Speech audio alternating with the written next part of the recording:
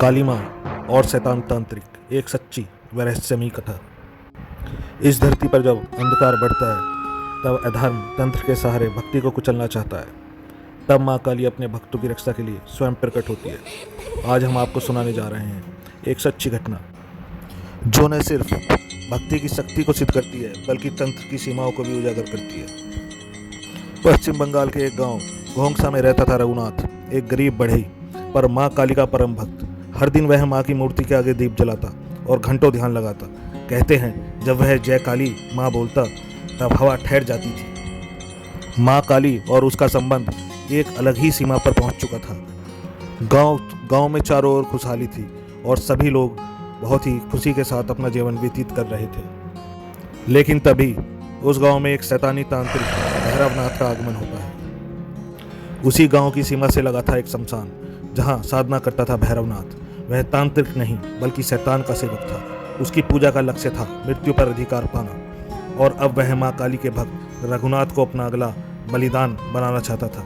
वो चाहता था रघुनाथ की बलि शैतान को देना और शैतान को प्रसन्न करना, जिससे कि वो मृत्यु पर विजय प्राप्त कर सके और पूरे गांव को शैतान का गुलाम बना सके, जिससे वो अपनी शैतानी शक्तियों को बढ़ाने में और ज़्यादा सफल हो जाए।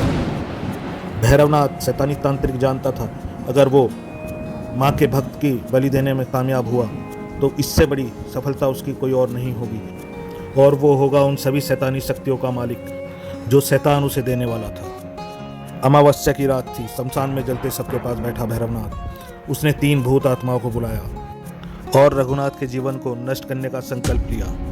उसने आह्वान करते हुए कहा, हे चरकल भैरव, इस भक्त की आत्मा मुझे सौंप। उसी समय माँ काली का प्रिय भक्त रघुनाथ माँ काली का ध्यान कर रहा था, पर अचानक उसके शरीर में कंपन होने लगा। आंखें पलट गईं, सांसें रुकने लगी।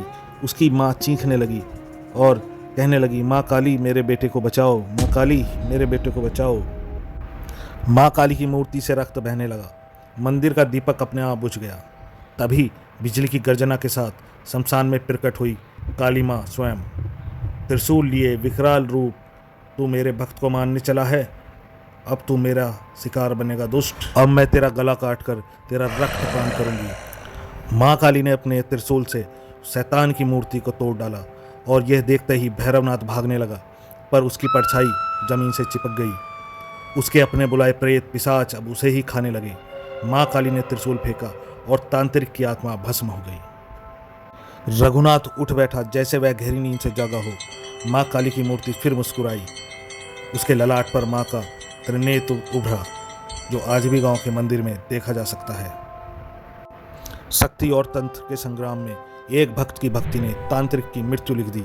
माँ काली आज भी अपने भक्तों की रक्षा करती हैं, बस दिल में उन्हें पुकारने की देर है।